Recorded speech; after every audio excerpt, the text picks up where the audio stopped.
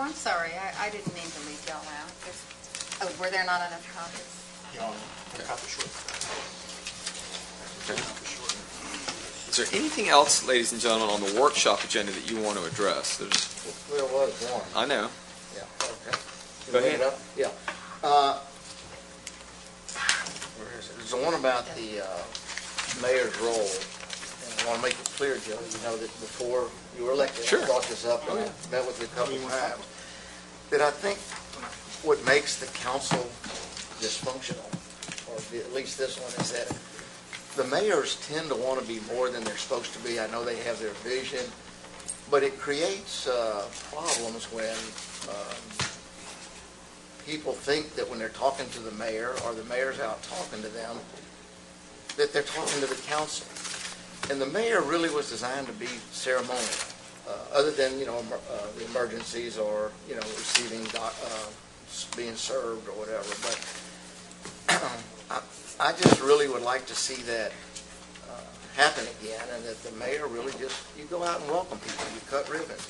And I know that some people that have been mayor think that it's supposed to be more than that, but I think that causes problems amongst the council, whether people like it or not. If I don't really repeat private conversations, but do you mind if I repeat something that you and I talked about?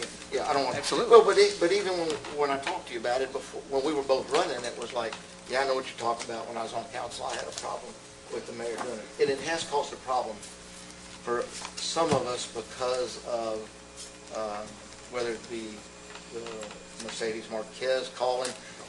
I would have just told Mercedes Marquez, call the city manager, make it official, and tell the council.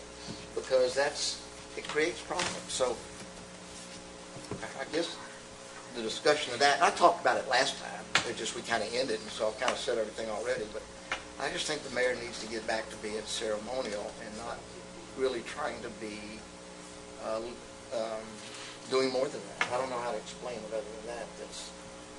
It just creates, I think most people would tell you, I don't know that all of them would, but it has created problems for this council. Or it has for me, I can say that. I have a few documents I'd like to show you on the PowerPoint. Just a few things I've thought would have been well if the council had been informed of them. So, go ahead. You know,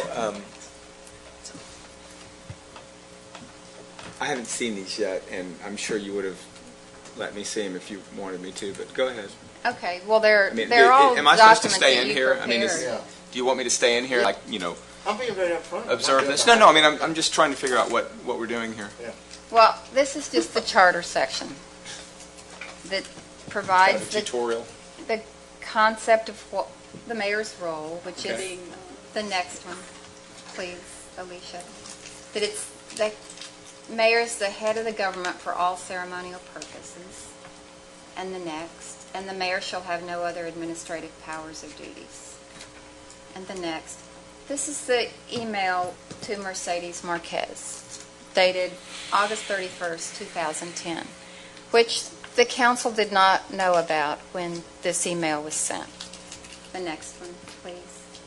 And it says in it, I need your help in answering definitively 2 questions that are routinely posed by interested citizens and public housing opponents. Next, please. Does HUD consider Galveston legally bound to replace housing 1-for-1? And how much money, Ike, HUD, disaster funding, and otherwise, does Galveston stand to lose if it does not rebuild 1-for-1 public housing? And then the letter goes from you to the undersecretary says, we will lose not only all Ike funding, but we will put at risk all future funding and even put ourselves at risk for refunding what we have already received over the years. I am asking from you a written statement so I can share it with the community. To my mind, that's asking the federal government to tell the city that these are the consequences of the actions that were being considered by the council, which would restrict our options. And that to restrict the city's available options without the council agreeing ahead of time that that's our goal, our desire to do that. And this is another email, also from the mayor to Mercedes Marquez at HUD. It's signed Mayor Joe Jaworski. Go ahead. And it says, I've heard from a believable source that someone at HUD allegedly told him that HUD would not oppose some of the units going off the island. HUD was the only relevant entity not represented at the town hall meeting. I know had you been there that you would have been most clear. Next, in 2 days, on Thursday, Galveston City Council will consider a resolution confirming our understanding that 569 units must be restored on Galveston Island. And that's our notice of meeting for that Thursday. And there's an agenda item to consider for approval a resolution of the City Council directing the Housing Authority to submit to the city within 180 days site plans to address the one-for-one replacement of public housing units. And I had spoken to you, and I think Steve had, about our idea of including within the 569 some units that would be placed on a regional basis instead of all within the city of Galveston. But we were not aware that the mayor had, prior to the meeting, contacted the federal government and asked them to tell us that we could not do that. And then it goes on to say, I understand that one or more of my council member colleagues intend to promote the notion that we place 100 units off the island. Would you consider putting something in writing expressing your position? Thank you, Mayor Joe Jaworski. Now, at the same time, would you go back one, please? The council did receive, and back another. Right before this meeting, HUD did not respond in writing. But the council did receive, the night before the meeting, a copy of a letter from a lawyer at a state agency. It was Kevin Hamby. He wrote a letter essentially saying that the state had determined that we could not do this. And I said something at a meeting some time later about how I thought his legal analysis was thin, and when I saw him out in the hall, he said, well, my legal analysis was thin because my boss told me the day I wrote it that I had 20 minutes to get a letter written and to Galveston. So both the federal government and the state were being solicited to weigh in on this issue without the council having requested that, and so as to make it difficult for the council members to do what we were proposing to do. Okay, go ahead. And then this is the notice of the meeting from June 9th, 2011. And there was an agenda item on this meeting, discuss and consider for action giving direction to the staff to prepare a letter to the Department of Housing and Urban Development asking if some number of the 569 public housing units to be replaced using federal funds may be located on the mainland. That was an agenda item that I had asked to place on the agenda. I think Steve was the second for that, where the council would write a letter asking the federal government if that would be possible, not realizing that they were already being lobbied behind the scenes to take the opposite position. And although it says that staff is to prepare the letter, the mayor voted against council asking HUD for that advice, even though the mayor had already on his own been asking for that from HUD independently. Okay, next please. Okay, this one doesn't show up very well, but this is about the Galveston possibly facing HUD enforcement. This is a staff report from the Daily News, January 11, 2012. A federal official said the city could expect an enforcement action if the council passes a resolution aimed at blocking the housing authority's plans for mixed income housing. Next slide. This word from HUD through the mayor came the day before a council meeting on January 12th, 2012. Next slide. At which the council was to consider approval of a resolution urging the TDHCA to suspend issuing tax credits. So again, right before a council meeting where one of these agenda items is pending, the mayor solicits some state or federal authority to tell us that we can't do it. Next item. This is the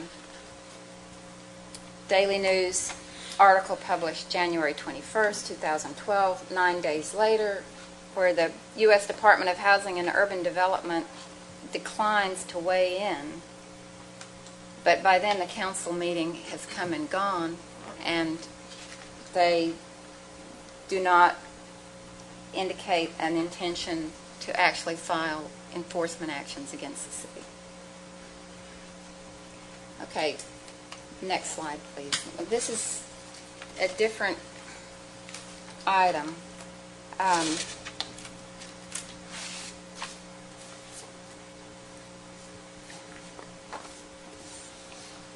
This is something where someone approached you, That's Joe. interesting. Dated August 18th, 2012.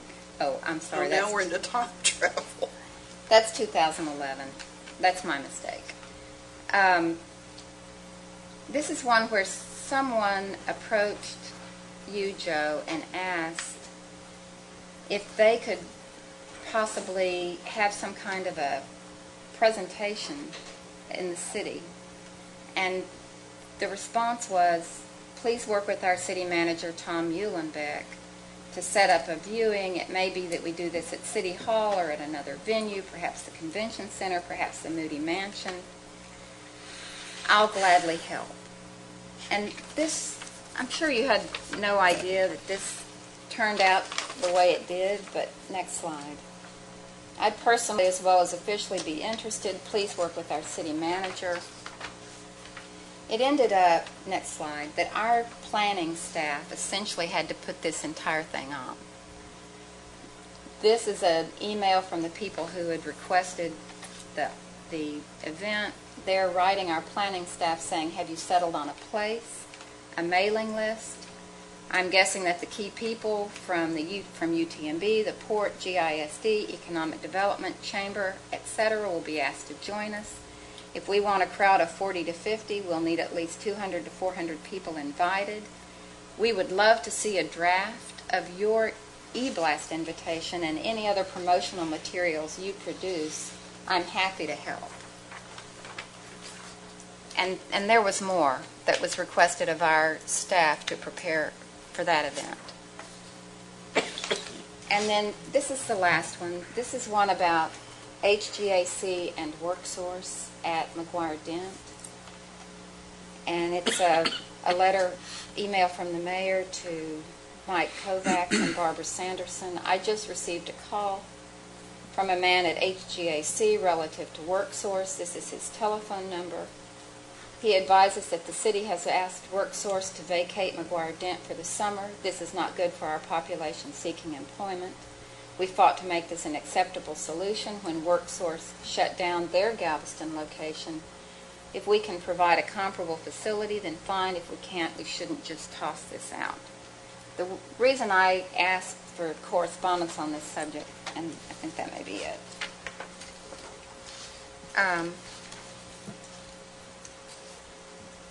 was because I've been going to McGuire Dent for meetings a lot lately, and I noticed that the computer room is sometimes fully occupied, and I had inquired about that. It was because WorkSource is there. I said, what about the public having access to those computers? I was told we really don't need it now. They're going to be gone in the summer, and then it'll be available. And then I was told later that's changed. We're having a problem with freeing up this space. That's when I asked for the copy of the email. I mean, emails on that subject, and that's why I saw that.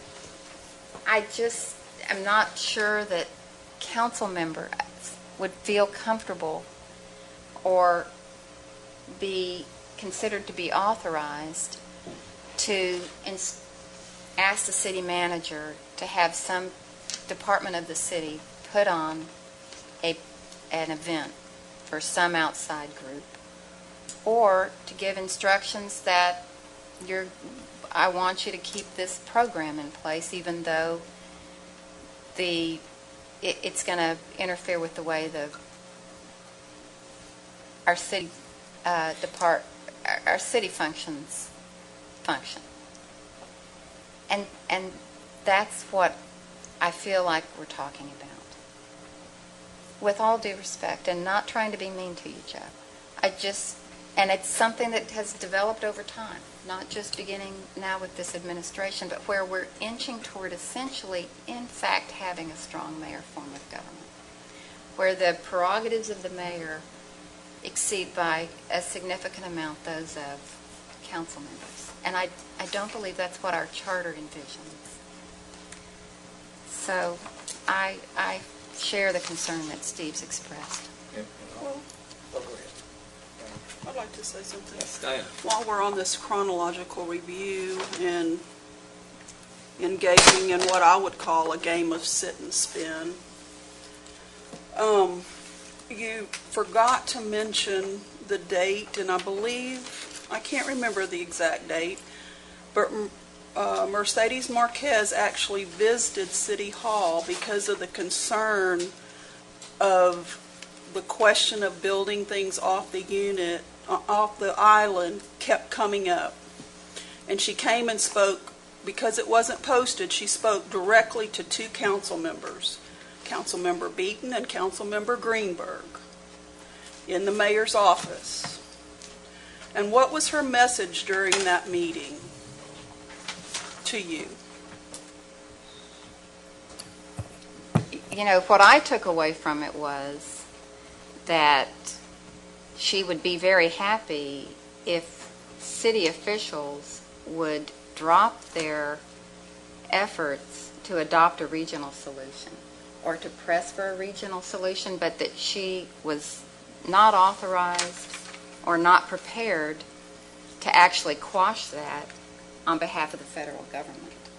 And that's the reason the interview was private, because of that concern on her part that the federal government wasn't in a position to tell the city that that was something we could not press for or consider.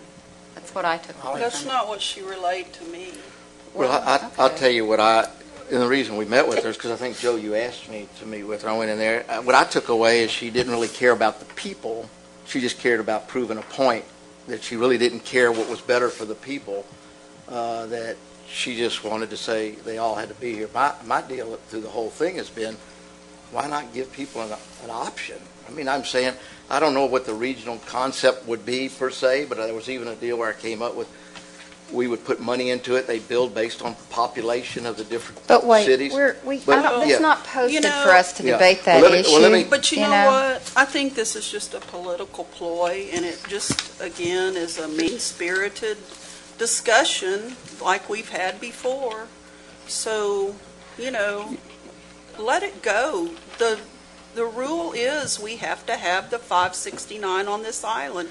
You keep bringing it up. But that's not what You this keep- is That's not I what about. this know issue's what this about. isn't This is- about. this is but not it's about another that. way to try to spin it to No. get support. No. That we don't have to do it. I know what you're doing. It's a character assassination. No. Well, let me respond to that. One, Elizabeth picked a certain subject. Mine has been broad range from the beginning. It's something I talked about when I was running, and I hope that every person running for mayor takes a strong stance. And Mr. Kovacs, you're going to have to be the one to do it. As city manager, I run the city, and you're going to have to be the strong one to stand up and change this system. And I hope that everybody running in their forums say, look, the city manager runs the city. We're going to go back to the council manager form of government that it was intended to be. And you're just have to take a stronger position. Mine had nothing to do per se I think she was giving an example with the public housing part of it. Man, was just, I've been talking about it. Joe and I have met since before I was elected because I've seen what's happened previous councils and previous councils. I know, Diana, you've been here a long time and been in council, but I've been watching this for a long time, and I see that it creates a problem because I see exactly what's happening now happen with other councils and other dissension. And it would be a lot better if we all collectively made a decision, and then if we ask the mayor, or we ask Diana, or we ask anybody to go relay that message collectively from the council, they would do it. So to me, it's not that issue. It's just, it isn't working. I can tell y'all, this is not working. I hope it works differently in the future, but this is not working. Another example from tonight, since we're using examples, is this council is not supposed to micromanage. And during the course of today, there's been at least 2 to 3 issues where you all have wanted to see information that really is not this council's responsibility. It's the city manager's responsibility. We don't need to review people's overtime. That's micromanaging. No. That's public information. I mean, I'm not telling them to change anything. I just said, can you see it? Just like any other report. I mean, I don't see how that's micromanaging. We're not telling him to do something or change it. We're just saying, can we see a copy of it? Only because it's popped up to be a big issue in everybody's mind today. What else is going on? I mean, we only looked at a certain one. I can just assure you this is not a personal issue with me and Joe. It's who's ever sitting in that chair. And I've been saying this year after year and council after council. I hope the next council changes the way it's working because it creates problems. If I'm the only one that feels that way, or Elizabeth, but I would assume just on previous conversations that we've had that it's been problems for other people on this council. No. Yeah. It's bad timing because we're in an election campaign. I agree. But And I'm getting off council, But- and it's one of the last things I can... And like I said before, it's hard to change. Once this develops, the public comes to expect that they can go to the mayor and get a different kind of response than they could get if they went to an individual council member. You elect a new mayor, and that's still the expectation. It's very hard for an elected official to say to people with an expectation that they're going to be able to accomplish something for them. You know, really, you're going to have to go to the city manager with that or go to the council as a group. So it's hard to peel back once you start moving in that direction. And I recognize that very much, Joe.